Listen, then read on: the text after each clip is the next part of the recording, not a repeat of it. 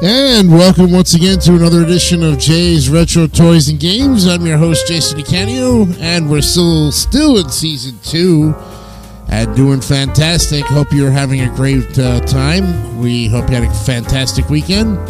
It's episode 58, and tonight on this April 26th, 2023 edition, we're going to be looking at a game. Yes, this game is based on 2 to 4 players. It's a tile-based game, combining elements of the card game of Rummy and Mahjong. There are 106 tiles in the game, including 104 numbered tiles, valued 1 to 13, in 4 different colors, 2 copies of each, and 2 jokers. Now, players have 14 or 16 tiles initially and take turns putting down tiles from their racks into sets, groups or runs of at least 3, drawing a tile if they cannot play.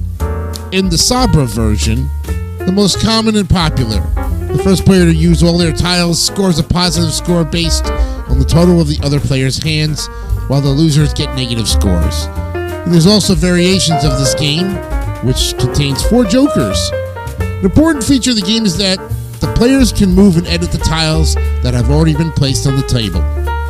Tonight, looking at RUMMIKUB on this edition of Jay's Retro Toys and Games.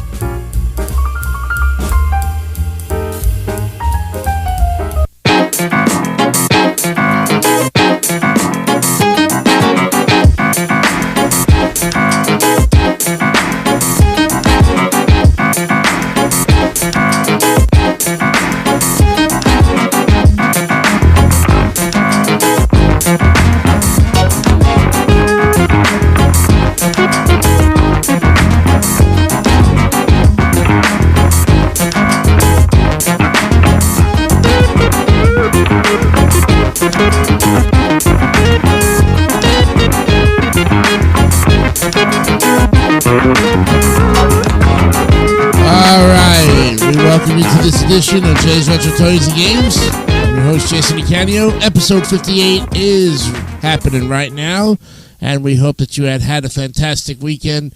I know I did, but we have a lot to cover in this show tonight, so we're going to take care of that right now and bring you to the game of RUMMIKUB, and we're going to look at the history and look at all the fantastic stuff that's going on with this interesting game that's been around since the 1940s. And it was invented by Efrem Hertzano.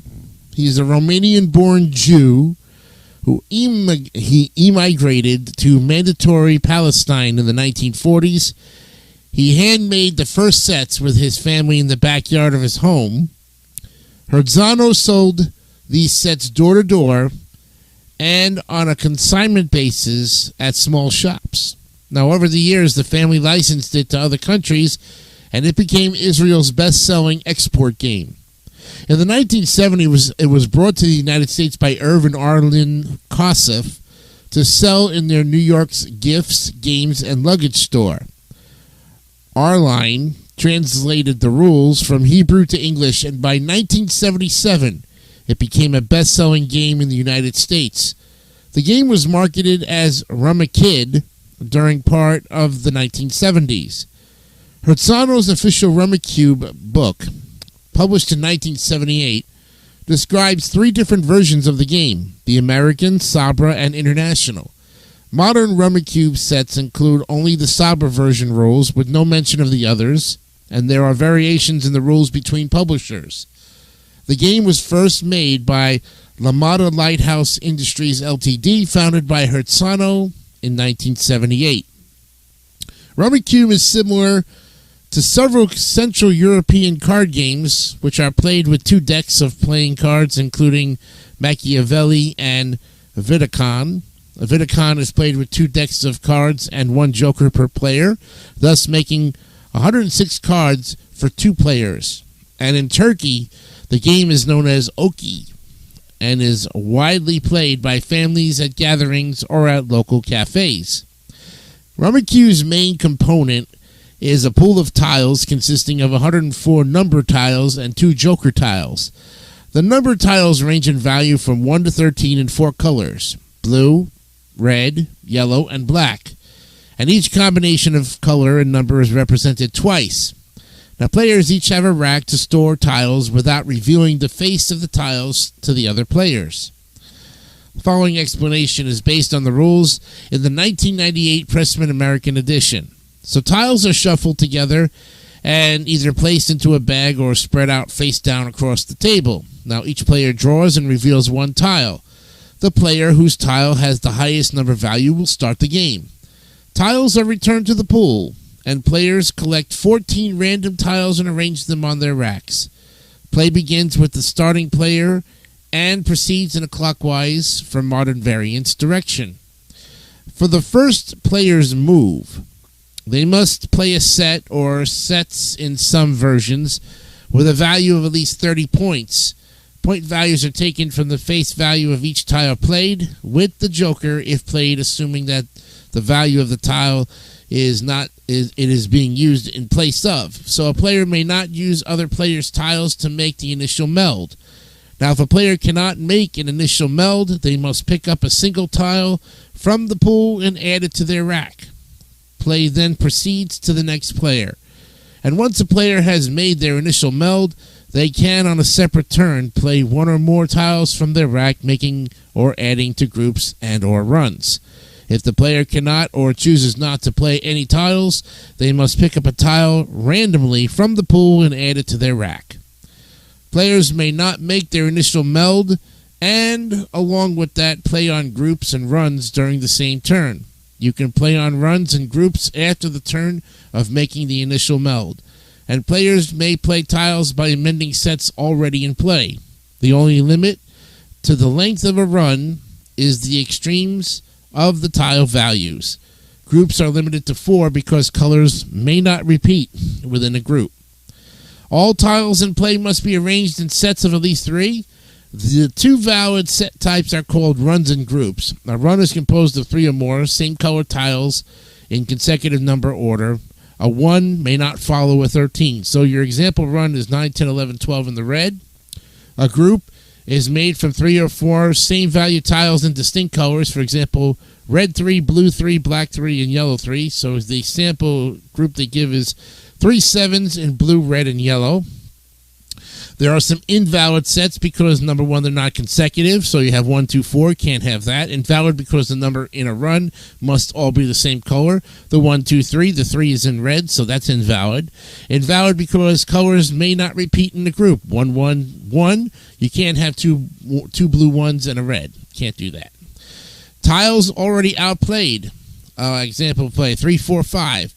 Own tiles 2, 5, 5. The recombined result 2, 3, 4 in red and a 5, 5, 5, 5, 5, 5 in blue, yellow, and red. So manipulating the existing tiles, and during a player's turn, sets of tiles that have already been played may be manipulated to allow more tiles to be played, and at the end of the turn, all played tiles must be invalid sets. Players may add the appropriate tile to either end of a run or remove a tile from the other end for use elsewhere.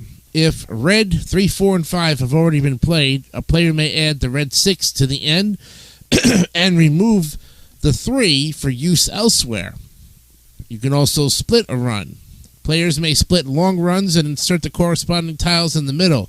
Thus, if blue 6, 7, 8, 9, and 10 are already on a run, the player may insert their own 8 to make 2 runs, 6, 7, 8, and 8, 9, and 10. Players may replace any of the tiles in a 3-tile group with a tile of the 4th color of the same value. If blue 6, red 6, yellow 6 are already in a group, the player may add the black 6 and remove any one of the other 3 for use elsewhere. So long as the remaining tiles form a valid run, tiles can be removed from the ends of the runs, and any one tile may be removed from a 4-tile group. Now, a joker may not be retrieved before the initial meld. A joker can be retrieved from a set by replacing it with a tile of the same numerical value and color it represents. The tile used to replace the joker can come from the player's rack or from the table. Now, in the case of a group of 3, the joker can be replaced by the tile of either of the missing colors. A joker that has been replaced must be used in the player's same turn as part of a new set. And a set containing a joker can have tiles added to it, be split apart, or have tiles removed from it. The joker can be moved or replaced in any possible way as long as you maintain a set of at least 3 tiles. The joker has a penalty value of 30 points if it remains on a player's rack at the end of the game.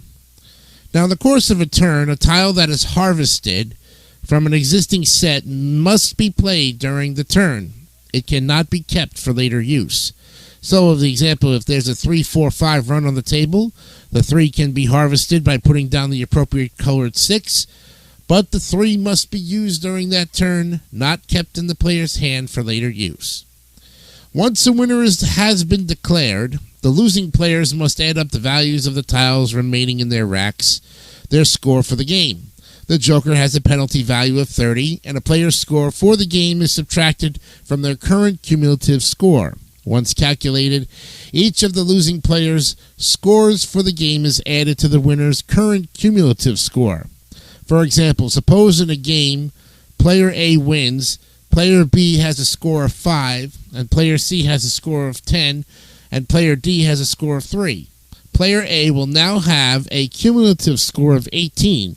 Player B will be minus 5, player C will be minus 10, and player D will be minus 3.